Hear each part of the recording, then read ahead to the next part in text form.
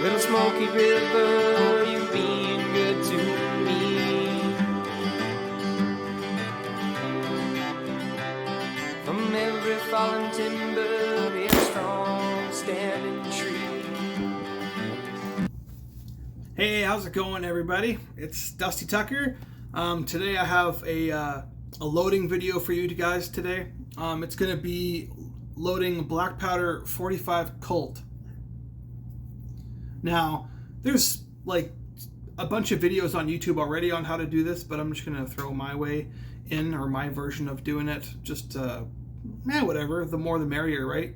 That way, if you just had one video, but the guy explained it poorly or something, not saying they are, but in most cases, when you're looking up like truck videos on how to repair something, they don't explain it very well, or they just kind of like edit it super cut short, where it's just, they don't really show you how they did it. And they'll have like the best tools doing it, so they'll have like a big lift and it's just super easy for them to do it. But yeah, no, just the more the merrier. So I'm going to show you how I load my Black Powder cartridge 45 Colt casings. So I'm using double F powder only because I'm very, very short on triple F, but you can still use double F for the larger calibers like 4570s, 45 Colts, maybe even 4440s, but maybe 4440 you should stick to triple F. There's only one triple F powder that I do have left, and that's this German stuff here. This German stuff I'm not too familiar with. Bella, get out of there. I'm not too familiar with this. She's chewing on my plastic bag for my lubricizer. I don't know why. She's a strange cat. Yeah, I'm not too sure how this German stuff works in cartridges, so I don't really want to experiment with that, even though it is triple F, and it does look like it's an older powder. It's pretty much full. I got this at an auction for really cheap back in the day. Like in Canada here, we're talking like $20, which is really cheap for black powder, for us anyway. But yeah, that's all I have left for triple F powder, and I want to use it for my percussion revolvers. So until I can order some from our local club, I'll have to use that, but that's okay. Anyways, back to the 45 Colt Black Powder video.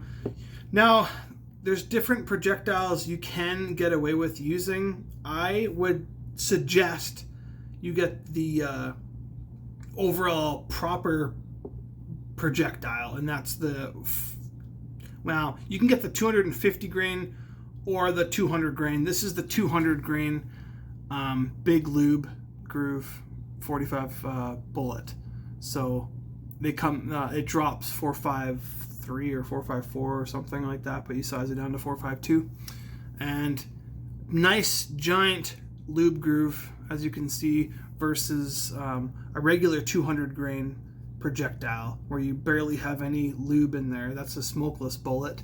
Now, if you have this, there's a way that you can do it, but you might not be able to shoot as long as you would with this. Like, this is an unfilled one, and this is a filled one. Like, look how much lube we're talking versus the smokeless powder. It's insane. Anyway, huge pocket of lube groove, or a huge pocket of lube in this projectile. So that's going to help soften the fouling and keep it soft going down the barrel. If we're talking short barrel revolvers, like if you have a 4.75 inch barrel on a revolver, you might not have to worry about it too much, but you're still going to get a little bit. I mean, I would still suggest loading these and that, but if you have no choice and you have to load a smokeless bullet in there, you should be okay, because most of it's going to get blown out of that short barrel. But if you can, get yourself some wads, some 45 caliber wads. I'm not sure what the actual measurement diameter is. You can either buy them, they're getting kind of expensive, or you can punch them out yourself, and that's what I like to do. Just get a wad punch. You can order them from Track of the Wolf, or you can get lucky and go to like Princess Auto and get a big pack of punches, and then just make sure you got a really hard surface. Not a stone. You don't want to use a stone because it'll dull your tool and it'll probably chip and break the stone. But like hard wood or something nothing squishy, and then use a hammer and get it as center as punch. I've punched all of these out in a matter of minutes. And you can take these and you can either soak them in, if you have like a boar butter like this, you can just literally take it in your hand and soak it and get it all in there. And you can use that underneath of your projectile. However, you have the risk of getting your powder wet from that lube. So I wouldn't suggest doing that. If you're going to load wads, oh man, it's a lot of filler, but if you're shooting cowboy action, it's going to be okay anyways because you want lower recoil. Well, most of us want lower recoil, not me. I like to shoot full black powder loads just because it's fun. But what you could do, for the first few black powder loads that I shot before I had the correct projectile, I was punching out wads and I was soaking them in my own lube that I had made at home with a little bit of this in it to kind of help with the softness. What I would do is I would put my powder in, and it would only be, I think, 25 grains of powder. Yeah, I think it was 25 grains of powder, and then I would take a dry wad, put it on top of that, and then I would take a lubed wad on top of the dry wad, and then seat my bullet on top of that. So you got like almost half of the case is wad and the rest is black powder. But it helps with fouling because you got that lubed wad. And then if you have your dry wad underneath, you're not going to get powder soaked with the lube. So it's kind of a win-win. You got a low recoil load. You might go through a lot of wads, but if you make your own, it's not as bad. But you're going to have that lower recoil load, and you're still going to be shooting black powder. So, I mean, and you're still going to have the compression that you need. So that's one way of doing it, and you can actually squish it in a little bit more because the lube isn't going to soak into the powder, like I said. You have a dry wad under there, so that's good. But the way I like to do it with this awesome little projectile here, you can get them from Mav Dutchman is the 4440. You get them from Dick Dastardly Big Lube website. He's got some really, they're a little bit expensive, but man, are they ever worth it. You can shoot these out of rifles, and you can shoot them all day long without getting any kind of over-caked fouling. It's really awesome. Even the 4440, I got that one too. The Mav Dutchman. Anyway, even though those are hard to find now. But, so, I like to just go powder straight to bullet. And we're talking, I like to load around 35 grains. That's volume, not weight, even though they're the same thing. But I really just like to use this instead of a scale. I find it's quicker. And you don't have to be super precise with black powder. If you got 0.05 grains on your scale more, it's not going to make a big difference. It's hardly going to, you're not even going to notice it on a chronograph or anything like that. Like it's super minuscule. And for cowboy action, you're not trying to be that precise anyways. So yeah, 35 grains. I got this guy measured, or preset to. And then we got our double F GoX. Now I looked at some load data. Let's see if I can quickly find it for you guys here. So I printed out these sheets from GoX's website. I laminated some of them so I wouldn't have to worry about coffee stains. But yeah, so let's find the 45 Colt on here. Okay, so it's pretty much at the bottom. 45 Colt. It says you can use double F or triple F.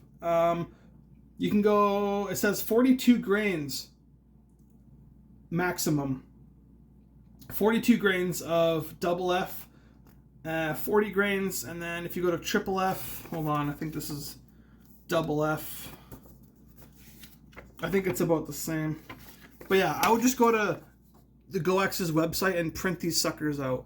There's nothing like having good hard copies of load data. And then I went to the percussion, or the cap and ball, round ball, and I printed that one out, and I laminated that sucker so I could actually take it out with me if I wanted to, or if I'm showing a new shooter some stuff, they can learn that way too. I like to have hard copies of stuff just in case. So yeah, you can go all the way up to 40 grains. So 35 grains, that's my choice of load.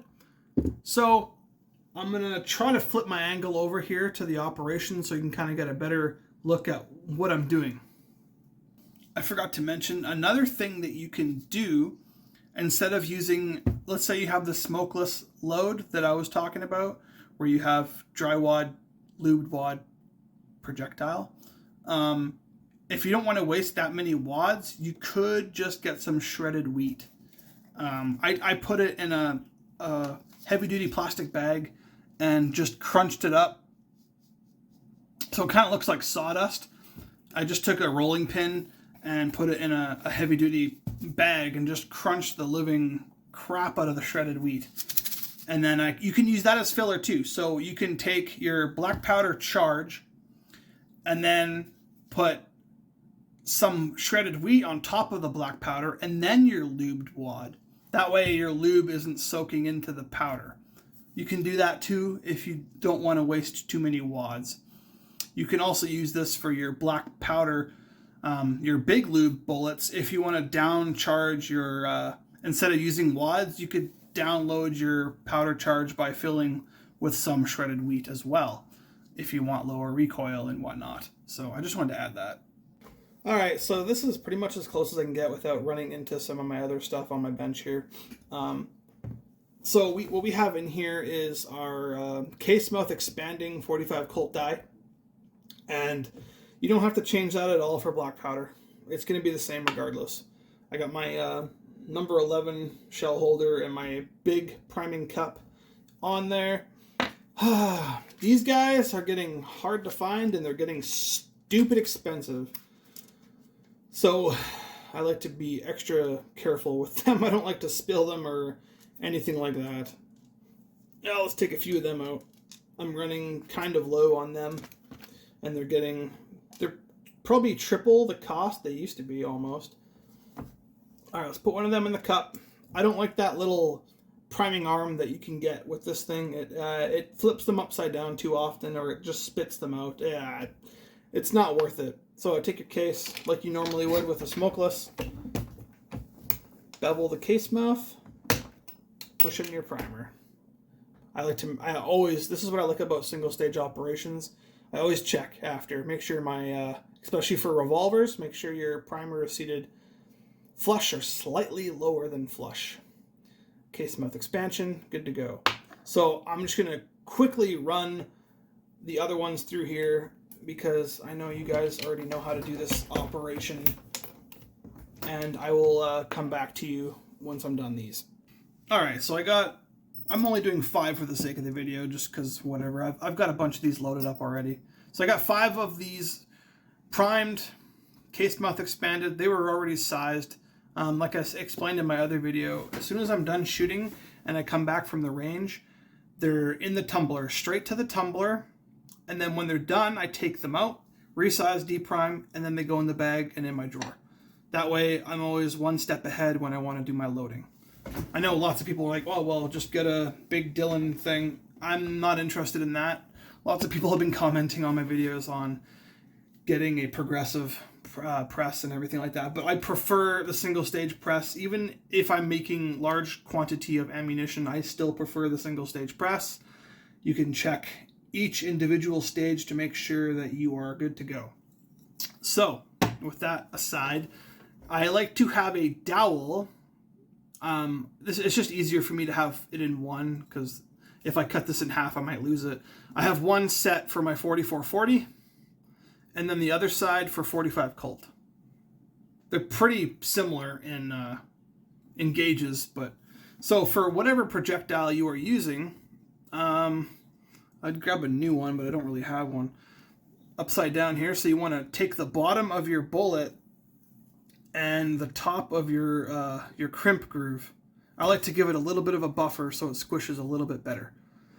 Draw a line. You could also do it upside down. You could put it on the ground like this and then draw a line right on your crimp groove and then just draw it straight across. That way you know how far your bullet is going to go inside your case with your powder. So get a case and then get some powder. Double F. I don't like to waste powder, so if I have a little bit of like a bubble on top like that, just tap it down. 35 grains. Your max is 40. There's no way that went to 40 from that little amount of extra. Even if it did, it's highly doubt. There's no way. Okay, so then we have our powder in there, and we see where we are. See, we're almost at the line already. I could actually put more in here if I really wanted to, but I just like 35 grains is my usual. But if it's a little bit up from that, just crunch it down on your table. I like to do it a little bit anyways. Like I said, when I drew that line, I put it up a little bit more so it would actually allow a squish. So that's going to be fine. We're going to be all right. So then that's our powder charge. And then we take our projectile and just stick it on top like that. Now we have to change our die set to the seating crimping die if you have a Lee. Anyway, so let's go back over here. Okay, so we're going to pull this sucker out. This is what I like about the quick change dies. Boom, done. And we're going to put our other one, our seating crimping die in. Click. There we go. Okay, now I don't know if I used smokeless or black powder last time. So what I'm going to do is back this out, take a case that I've already loaded previously, and I'm going to go in, and I'm not going to ram it. I'm just going to let it bottom out on the die, and then I'm going to move the seating part down until I start to see the ram get pushed down. There. Okay. Now I go back a little bit and then push back until you start to feel resistance. Right there, you're on top of the bullet right there. So now what I like to do is just to go a tiny little bit past that. And then we should be good. So we'll put this guy away for now. And then we'll take the one that we have ready to go. Don't engage the crimping part yet. Just go in until you start to feel the first part of resistance. And then come back up and check to make sure you're good. And it looks like we are. It'll push it down a tiny little bit more before it crimps it. So we should be set. And then just give it a crimp. And wipe off the excess, and there we go. If my camera will actually focus. A nice good crimped 45 Colt Black Powder Cartridge. There we are. So I'm going to do it one more time. Just because. Good to go. Case mouth expansion. We're set. Grab our powder measure.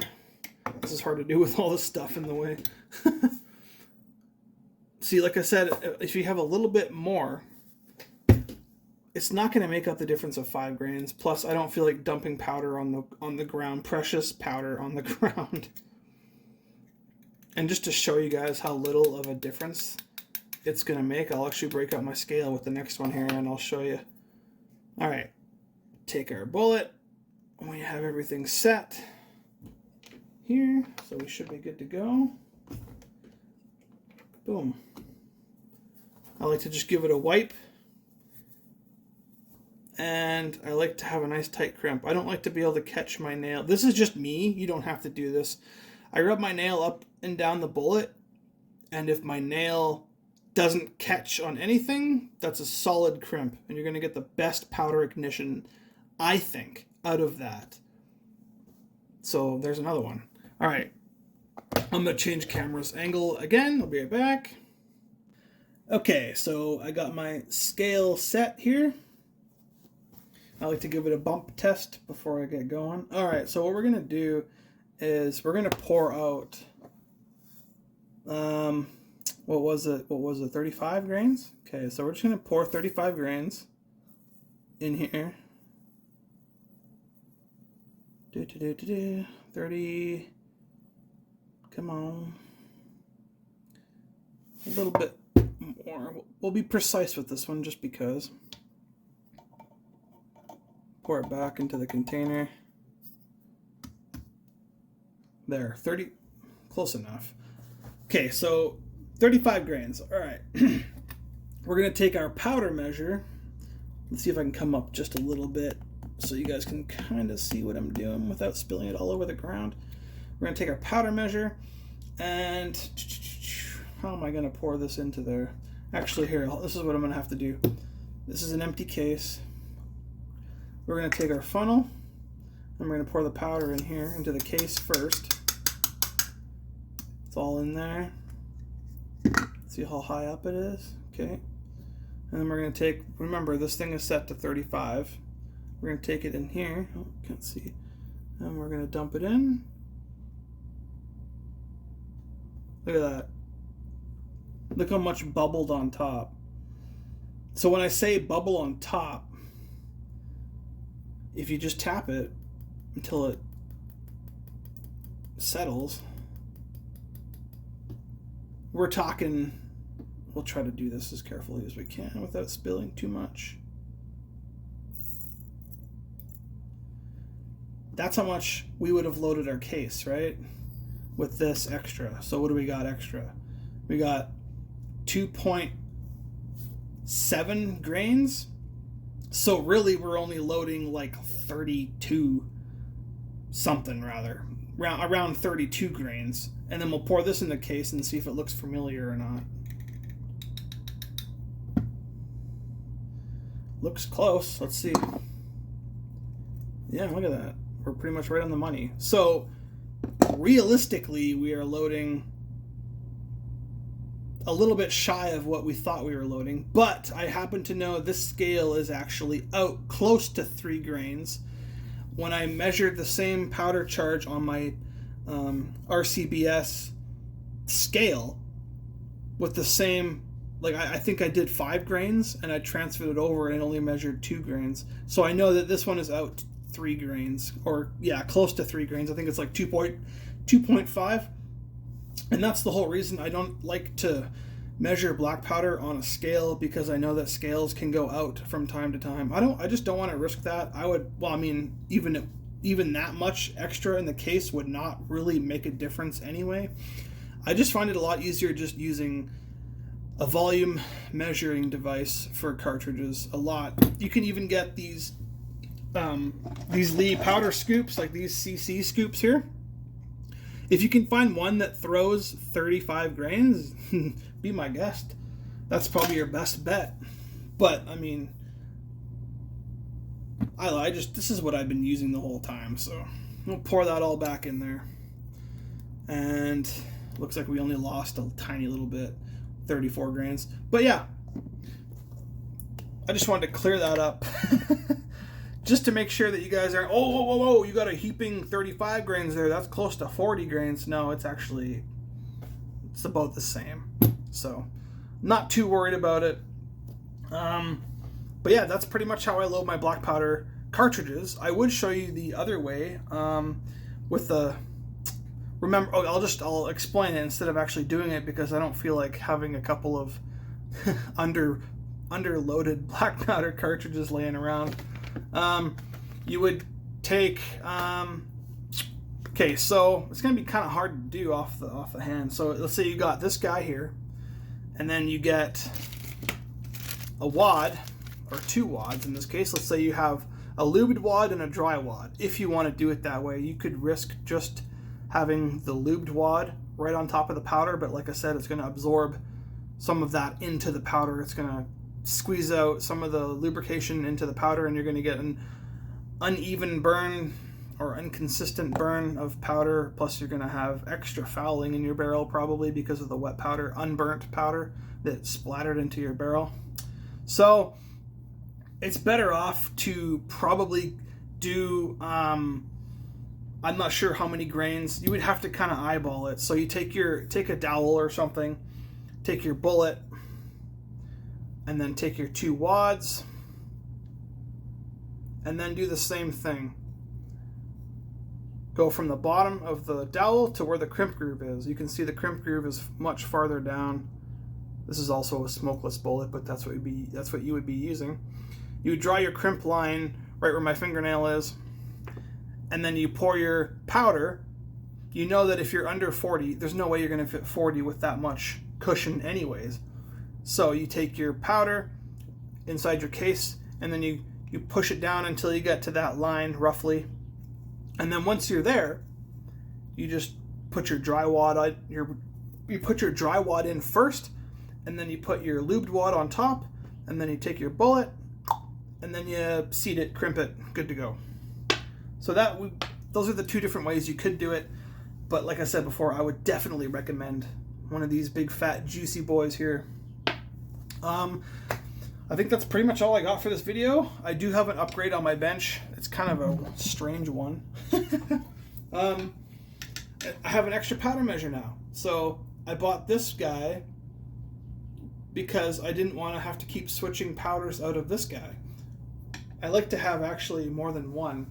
I have Tight Group in here and Trail Boss in here. And I had to keep dumping this out and emptying it every time I wanted to switch a different powder. For if I was loading a big amount of cartridges, like if I'm loading, I don't know, like 338 special, instead of using the scale system every time, I use the scale every 5 or 6, sometimes every 10. Every 10th round, I'll check on the scale to make sure that something isn't happening with my powder charge, that it's actually making it more or less than it should be. And that's a good habit to get into anyways. So yeah, now I got one for Trail Boss. And the reason I mounted it up here, I'm actually not done with that yet. I can kind of show you what I want to do. So I have a plan for up here with these two screws. I just put it there for temporary right now, because I can just bring my case up to here and dump the charge. But what I actually want to do is I want to make a bracket that's going to come... I can't really show you a good angle. I want to make a bracket that's going to come off of here, come back a little bit, and then I'm going to drill holes that match this measure, and I want to be able to have it facing underneath where the die would be. And the reason for that is so that with these Lee powder through expansion dies, boom, all the way, I'm going to put my funnel on top, and guess what I can do? I can just dispense straight into the case, and it should just shoot right down into the case. It should be a lot quicker than taking the case out, charging it, and then bringing it back with the bullet to seat it. So I can just dump straight in and then seat and crimp. It's going to speed up a little bit, but I'll also still be able to see every step. And I can visually see powder shooting down in. And I could even flick the funnel to make sure that it gets in there all the way. So that's why I have this thing up there. It's actually more so just to remind me that I need to make that bracket. But yeah, that's pretty much all I have for this video. Like I said, Black Powder Projectiles is awesome. The Mav Dutchman one for the 4440 is going to be a little bit harder to find. But they're also 200 grain projectiles. These suckers here, these are for the 4440. They look almost exactly the same, but if you put them beside each other, you'll know that one is bigger diameter. So, and I actually had sold my 4440, and I wish I didn't, but it wasn't a U-birdie, so I was worried about parts because it was a Navy Arms. I didn't know if I was going to be able to get parts for it if it broke, so I decided to sell it before it broke, even though I didn't think it was going to break, but just to be on the safe side. So now I got to save up for a U-birdie. But anyways, that's how I load my black powder cartridges. I hope you found something useful on this video. If not, give me a comment or something and I can try to work something out with you guys. But until next time, keep shooting black powder, guys. Maybe this will be my thumbnail if I hold it here a little bit longer. All right, you guys have a good one. Dusty Tucker signing out.